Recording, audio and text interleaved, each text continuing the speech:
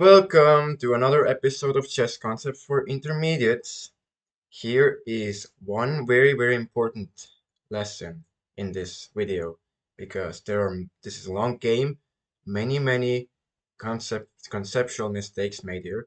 So stay in to tune in and get yourself up to 1,000 and more. Here we go. This is a game when I was 1,000, now I'm 2,000. So e4, e5. Knight f3, knight c6. A normal opening. He goes bishop c4. This is basically Italian. Knight f6, d3. Yep. I go d5, attacking the center when you can. Because takes. I could do that very nicely. He should here castle, play knight c3 or perhaps c3 d4. But he goes knight g5. He's trying to trick me, play knight b6 and lose. Suddenly that doesn't happen actually. f6 I play here. I play f6 here. Yes, there is queen h5 check, but that would leave two pieces to hang. So knight c5 was a bad move because of f6, and f6 here is not an overreaction because he has no pieces in play. Who cares about f6? It doesn't weaken anything. You can play bishop out and castle. Yeah, you gain the tempo. Bishop c5, c3. Bishop out, like, that's all its development. I have four pieces out, he has two. And I take the knight I should not have. I should not have allowed the queen in to create more problems for myself. Because, keep the tension, I allowed the queen in. I could lose this one, but I don't. Fortunately, I don't. I see the threat. I attack the bishop and I'm ready to castle. He plays bishop e3, developing pieces, but now that allows me to think ahead with captures. Capture this, and we are still good. That's all she wrote. This is a bad pawn structure. We have now a queen out. Okay, yes, queen d3, cutting the king off. Thank you. But queen d7, getting the queen off the blank rank. He castles, and we can decide again where to castle. Where do we castle? Do we castle this way? But the rook and the queen are right near that king. So actually, long castles here is a very good idea as well. Now the rook and the queen also line up, and the knight cannot develop. The rook cannot go there, so that's why black here is much better. A4 happens. Basically, another concept here is that when you start opposite side attack, when the kings are opposite side, you start an attack against their king. But right now here I can blockade the pawn, unfortunately. Knight a5. Blockade the pawn when you can. He plays b3 because this pawn is quite borderline undefendable. You don't really want to play queen out to defend it, that's quite passive. So that's how he blundered this pawn. He blundered this pawn behind it. Rook moves to attack the knight. Now, what do you do here? First you look for checks. You don't have any checks. Second of all, look at captures. We're not gonna talk about these ones. So here is the concept. Where do you move the knight? From the early days, we are taught to move pieces forward.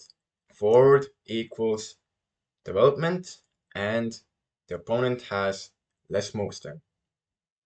So we play knight e2 here. But do we know what it does?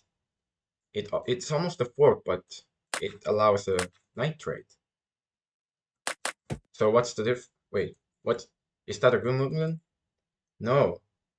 Would you rather invest in a horse that has moved in 5 tournaments and is very active, or would you invest in a knight, a horse that has never moved itself?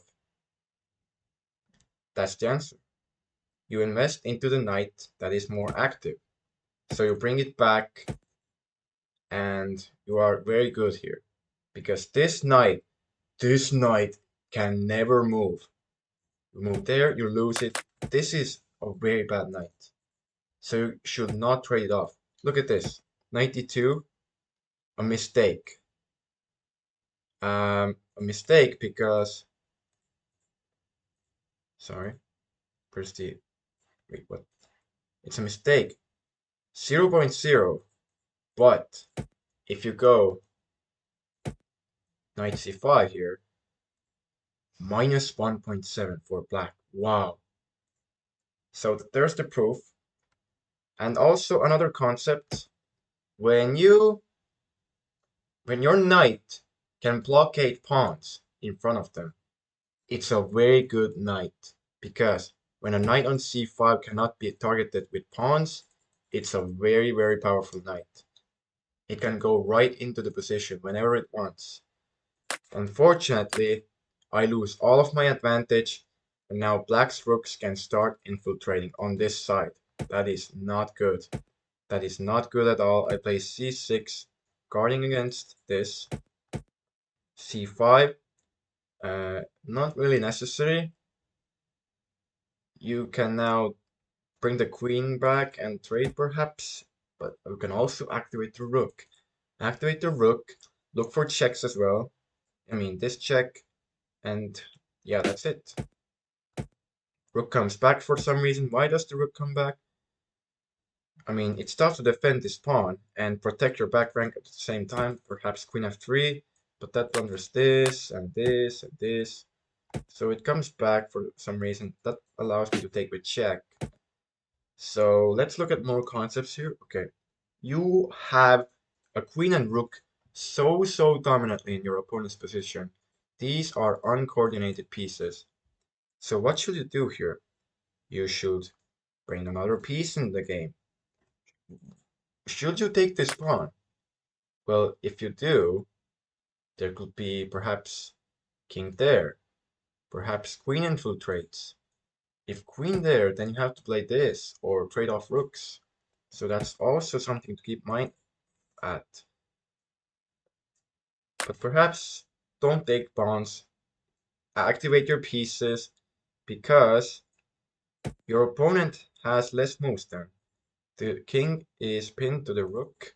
The rook is pinned to the king. And it really cannot take the pawns here as well as checks. Look for checks. You trade off rooks and you win another rook. That's why. Add the pressure, add the pressure. You are relieving the pressure when you take annoying pawns that do nothing. But that's exactly what I do. And queen d7 happens on the board, and it's exactly what we looked at. Now here, again, very tough to say when you can take pawns and when not, but you cannot activate this rook. You can play rook g8 and be very passive, perhaps lose the game, but you can take this pawn, attack the rook with tempo. That's what happens. Rook f3, e4. We're making a passed pawn. Okay, but rook infiltrates. You found this, but where does the queen go then? The queen could go anywhere actually. There is no threat currently, but the back rank to trade off queens since you're up material. You're up 4 pawns here. You should trade queens here. Yes, trade queens here. Okay, he doesn't go for it, which is understandable. He knows the concept. But the e3, just push pawns. Everything is quite defended. Who cares about this one? I'm going for the queen. So he goes rook back to blockade a pawn. Now what? Your idea is done. Well, look for checks. A very nice sequence. Queen e5 check and rook e8. That's exactly right. That's exactly what you should do. Activate the pieces. The king is in the center. This queen is offside. f5. Yeah, blocking the queen's vision. Queen h4. Now what? You should get closer to the king. That's all you need to do here.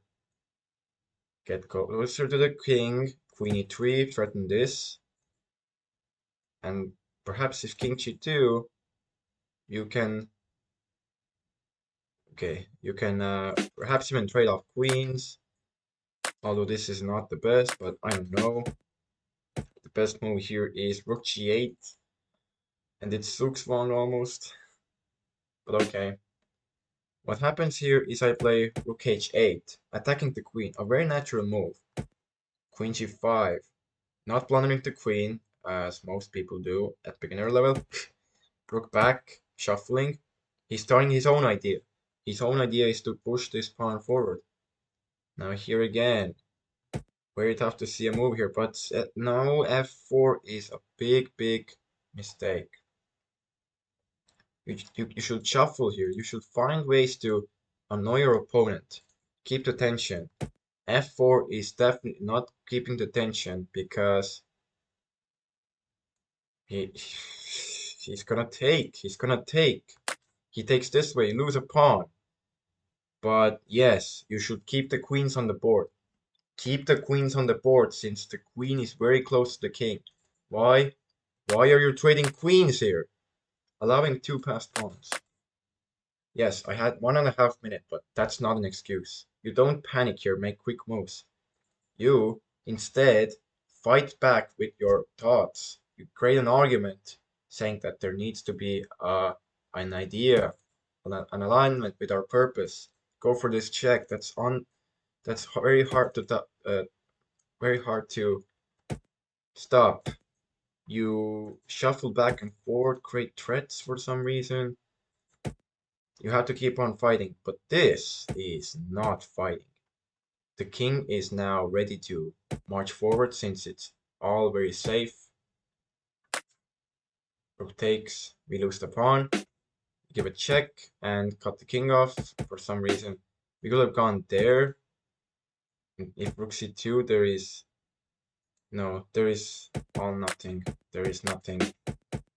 We go to blockade this. Rook again. We start to make a passed pawn. And again, we lose a pawn. And we trade rooks for no reason. Yes, I'm down on time, and this is why I lost the game. I did not keep the tension.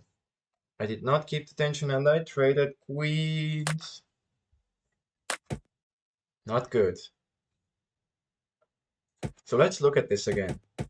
The opening was very nice. One inaccuracy develops. Perhaps not trade the bishops. Don't. Yeah, perhaps don't allow your opponents to develop their pieces. Just keep the tension.